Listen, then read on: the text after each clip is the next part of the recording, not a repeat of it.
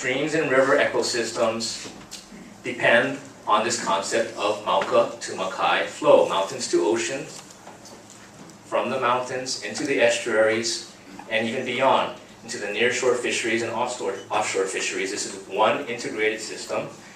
And it connects to a cultural system that's developed over thousands of years around the ahupua'a, also centered around the Mauka to Makai concept. As you know, Native Hawaiians cultivated wetland taro around these ahupua'a, and they became part of this system, a symbiotic wetland unit. They took water from the streams, but always put it back. Of course, the Native Hawaiian language, vai means water. Vai, or water two times, means wealth. Kana vai, literally relating to the water, means the law. Vai is religion. Vai is culture. Vai is life. Diversion systems taking water away from the ahupua'a in ways that nature never intended and not getting it back. This is pictures of the Oahu Waiāhole ditch. A brief historical overview. In ancient Hawaiian kingdom times, water was always considered a public resource, not property, even of the king. It was held as a trust. During the colonial era, this changed. There was a move by the plantations to try to privatize water, but this again changed upon statehood, where the state began reasserting the original intent of the Hawaiians of water as a public trust resource. This began with the Hawaii Supreme Court in the 70s. It continued with the Constitutional Convention, the landmark CONCON, in 78, establishing water as a public trust in our Constitution of the state, continued with the establishment of the Water Code in the 80s, and all culminated in a landmark decision around the Waiāhole ditch on Oahu by the Supreme Court. This is now nationally regarded as a leading-edge precedent on water resources in general and the public trust doctrine. So the Waiāhole case here is a schematic of the Waiāhole ditch, taking water from windward streams on Oahu, on the right there, transporting it to the former Oahu sugar land. Oahu sugar closed, raising the question, where's the water going to go? The big landowners in the Central Plain wanted to keep the water for urban development and temporary agriculture. Does this sound familiar? Yeah. And the farmers and the locals and the Native Hawaiians on the windward side took them all the way up to the Supreme Court and won. And again, nationally regarded precedent by the Hawaii Supreme Court, particularly with regards to the public trust doctrine. It applies in Hawaii to all resources, surface and ground. And there's this concept of protected trust purposes or trust uses. The trust is there to protect or safeguard certain uses, such as just keeping the resource in its natural state, and all the uses that derive from that, from recreation, science, aesthetics, recharging aquifers, what have you. Also, Native Hawaiian rights are a trust purpose. The court was very clear. No longer are we going to think of streams flowing as waste, which was actually, I think some people still think of it that way, yeah, even in the state.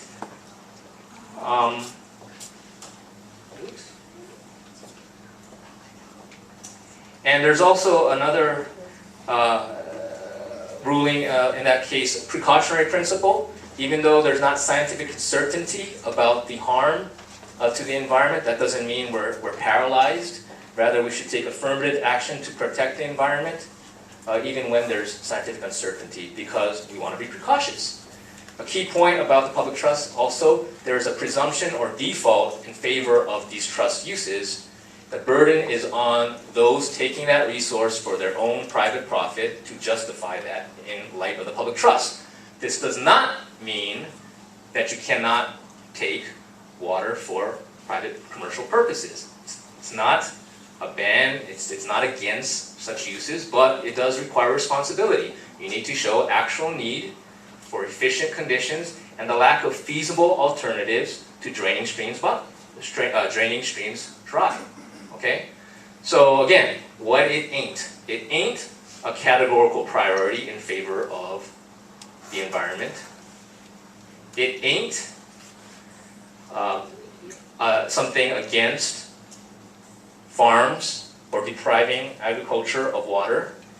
It is a traditional Native Hawaiian and 21st century concept of responsibility, kuleana. and it is upholding rights of Native Hawaiians and traditional local agriculture and the responsibility of these corporate diverters. So Waiāhole was a really seminal landmark case. It not only established this precedent, but also brought together a community in those ahupua'a. And here, they're restoring the old awai from these streams that were restored, and the connection between the streams to ancient lo'i. Now, 10, 20 years later, same thing is playing out here, right in your backyard, in the Waiāhole. Again, the four great waters of Maui, a legendary place. It was the largest continuous area of kalo cultivation in all of the islands. So if you think of what you see in Hanalei, this was more than that. Okay? It was legendary as a birthplace of Hawaiian civilization. There's heiau all over the place, which is very significant. So a very culturally significant place for the Native Hawaiians. Very spiritual place. These are the four waters, na Waiāhole, in their upper undiverted reaches. Waihe'e River, the largest river on Maui, one of the top 5, I believe, in the state. This is one of the diversions of Wailuku Water Company and HCNS, another one, and yet another one further downstream, and this is what the river looks afterwards. Iao stream, traditionally known as Wailuku River, above Vailonido, above this diversion, a grate that goes right across the stream and takes all the water during normal flow conditions. This was how it looked like before this case started. There used to be some cracks in the dam and seepage that created this pond.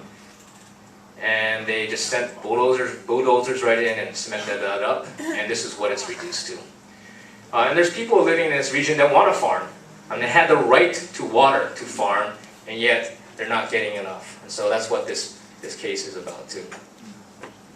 So, again, who are we dealing with? Former Wailuku Sugar Plantation, now a water company, and HCNS. So all that land there that's in color used to be the Wailuku Sugar Plantation. Roughly 5,400 acres of farmland was all sold off to developers and speculators. They retained the DIT system though, and reformed as a water company, selling the water to that same land. Now only 1/5 of the land, so the one in a slightly lighter color, that's now being farmed, the mustard color I'd say, by HCNS currently under short-term lease. And Wailuku Water Company makes no bones about it. They put in print, available for sale, 30 million gallons a day of water. Now, in contrast, the Iao aquifer that supplies all of central Maui, 20 million gallons a day, maybe less, 17 in total. So Wailuku Water Company, in a letter to its shareholders, says about 27.5 available to new customers. At present, water not used by the company's existing customers is used by HCNS in their sugar operations. So they're parking the water right there for now. As compared to all the land that's in color, now only a tiny fraction of the land is now cultivated with this water. So, no more Wailuku Sugar Plantation. That was the majority user of the water, right? So the main question of this case was, where is the water? And we learned to this case, basically have to pry the information out of folks, but there are strategies for maintaining your control. Lose more than 25% of the water you divert. Over-irrigate by 20 to 50%. On some fields, more than 3 times what the crop needs because it's sandy soil, so the thing just sucks it up anyway.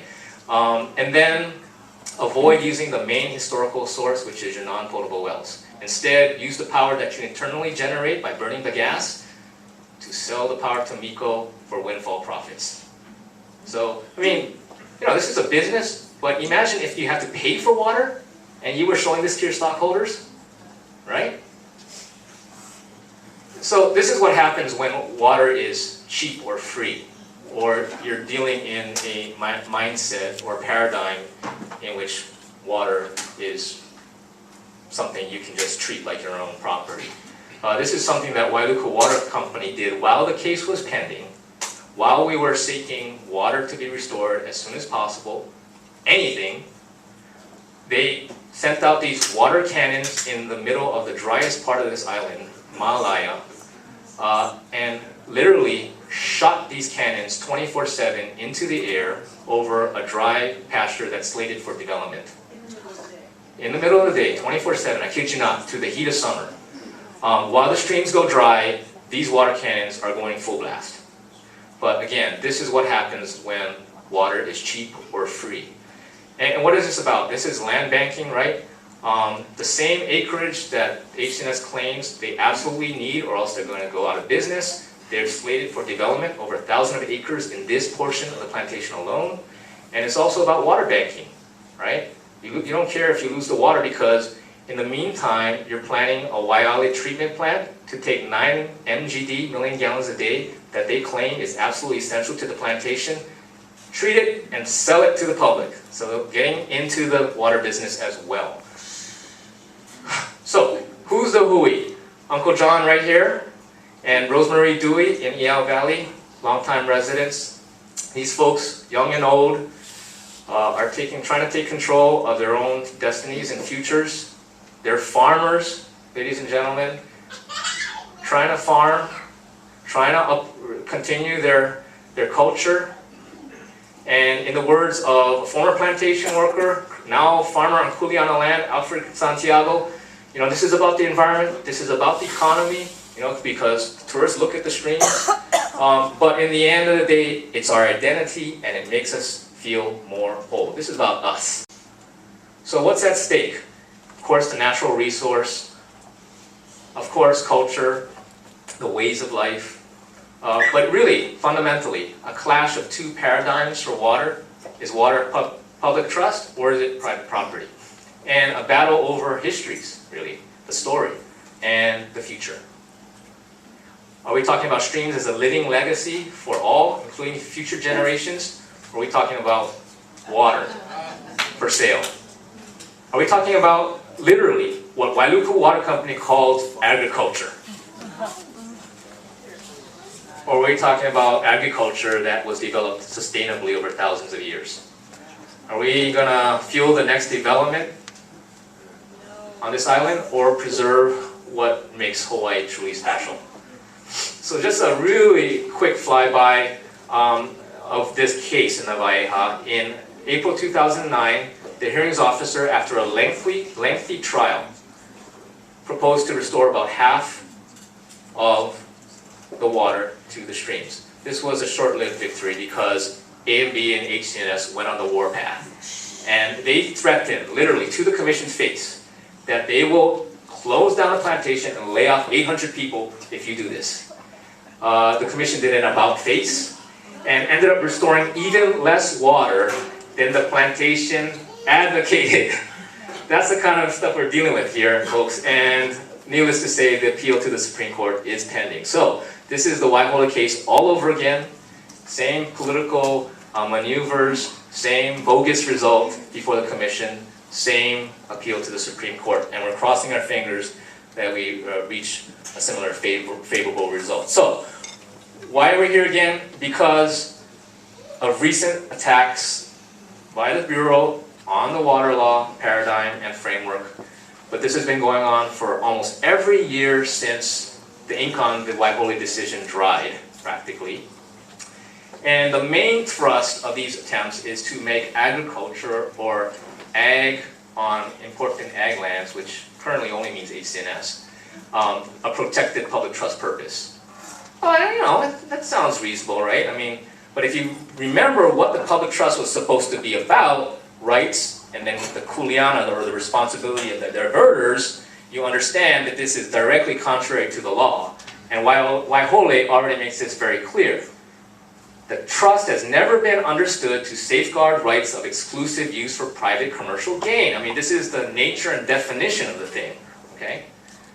So, again, what it is and what it ain't about hard priorities. Again, it's not about depriving ag of water. We know agriculture needs water. It is about kuleana. It is about these rights. Okay? This is the line that we always hear. Ag needs water. Agreed! Right? We're not fighting about that. We're fighting about responsible water use. What it is about, it's about cheap and free stream water, again, for private companies. And, I don't know, call it what it is, corporate welfare. And really, boiling it down, it's about one plantation that feels it's under attack and wants to game the law for its own benefit. This is, just for your information, the kind of stuff that we hear year after year. And this is what was actually written into one of the Farm Bureau drafts that we recently defeated. The Supreme Court's rulings, quote, have the effect of undermining the self-sufficiency and sustainability goals by depriving ag of adequate water. This is offensive to me on like multiple levels. One, no one's depriving any adequate water that farmers can feasibly access. Secondly, it ain't self-sufficient. It ain't sustainable if you're destroying the streams while doing it. Thank you. Yeah. Okay, here's another one. We just want equal rank. We just want balance. It's not balance if you're taking it all. And it's not about equal ranking or standing. It's about trying to put thumbs on scales for certain special interests and trying to avoid, again, kuleana. This is one we're hearing more and more nowadays. It's like, I know it's, yeah, okay, it's about big farmers, but big farmers help the little farmers too, because we buy fertilizer in bulk, or something like that. Oh my God. Okay? We make our fertilizer. This is why we need you. This is why I need you. And then the one that really frosts me, okay, is this one that they're coming up with. Enviros are against ag. It's like, where are you at the legislature, supporting all our bills and whatever? Well, it's about tax owners to landowners. It's not about ag. And then, show me a single development on ag land that the Farm Bureau has come out in opposition. A single one. I can't even find that. And on the contrary, there's a lot of high-profile ones that they're actually endorsing, believe it or not. On prime ag land on Oahu, Farm Bureau leadership is putting their face and name on the ads and saying, we endorse this project. Okay, just a quick one on commission appointments. This is one of the most politicized agencies I've ever seen, and I have a front row seat on this. If you ever question that, I have 4 letters for you. A&B VP, right? The government lobbyist for A&B was sitting on this commission for 8 years. And the Bureau is involved in this too, actually. They sit on the nominating committee that picks the short list for the commissioners. So, yes, we have the Supreme Court. They've been strong. They've been upholding the law, but at the end of the day, we got to solve this issue too. And so, this is coming up. There's another appointment to the commission that is along the same old lines of that in-club of plantation supporters. And there's a different appointment of Jonathan Starr to the commission that is thankfully going beyond the same old, same old.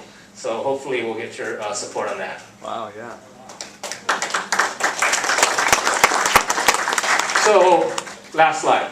What can you do? Okay, get what's going on, check. All right. Hold the Farm Bureau accountable. Like, I know this has been going on for many years, and the farmers are frustrated and stuff. But and maybe the union is one manifestation of this. But it'd be really great. That's supposed to reappear, but it just disappeared into the night. But I really want to emphasize that. This is like the whole thing. Okay, so. Hold the Farm Bureau accountable, yes, check. Because as I mentioned before, it's really about a handful of individuals that have been running amok for years.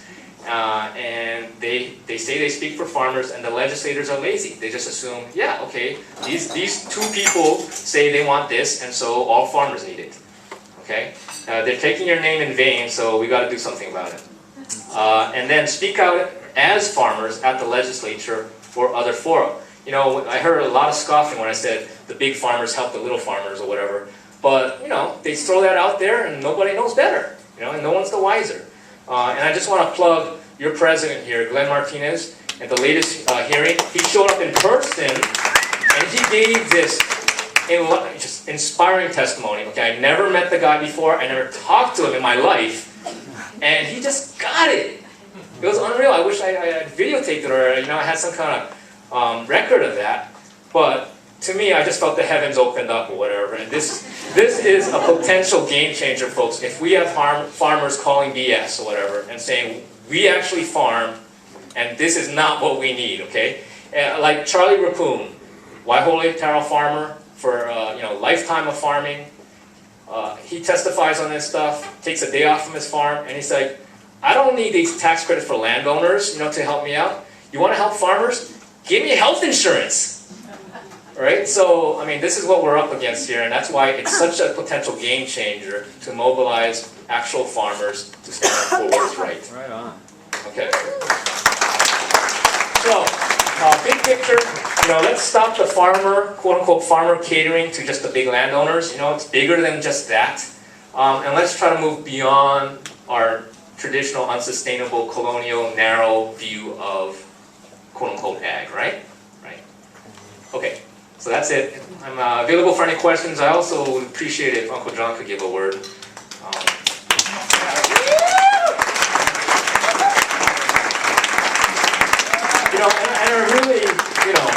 I really, again, supremo respect to you folks actually farming, and I understand it's difficult. The legislature, Oahu seems so far away. Some people actually got a farm, and you don't get paid for this as paid lobbyists, but it is a potential, it's really a potential game changer for you folks to be speaking, truth to power on this. So, really appreciate the invite again, and any questions you might have, happy to answer.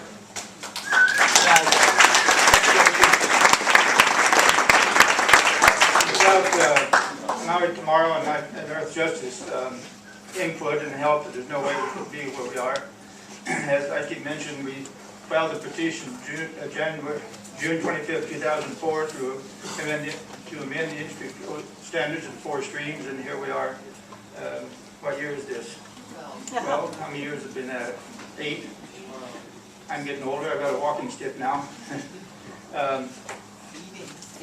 One thing I want to mention, Ike was talking about sharing the water. After we had a river walk in the Waiāhole, we walked from Yao Valley down to Wailuku. And right after that, HCNS came out with T-shirts that says "Share the Water." And when I seen their T-shirts, I had to laugh. I was on Don Couch's show one morning, and I said, "They have these T-shirts that share the water." I said, "Just like you and I playing marbles, I come with 1 and you come with 10 marbles, and I'm supposed to share my marble with you." So I said, "That doesn't quite make sense." So anybody have any questions? And Ike did a good job of. Monsanto leases HCNS land, and they are using water that's taken from these streams. So, it's the same industrial monocrop mentality or whatever. Streams and stream water are just an input, and the cheaper it is, the better. And water, from what I understand, is not even one of the largest. It's one of the smallest components of farm cost. Even for people that have to pay for water, as opposed to people that try to take it for free. But even then, sort of the large corporate guys, they just want it as much as they can take, and they want it for cheap or free. Does your website have like a mechanism for gaining the support of local farmers? Repeat the question. Does our website have a mechanism for gaining the support of local farmers? Yeah. It's mostly an information resource, but we do maintain an action alert network. So when stuff in the legislature goes down, we shoot out action alerts, and that's been really, really successful in rallying the troops. So if you want to get on that, by all means, please see me and I'll get your email address.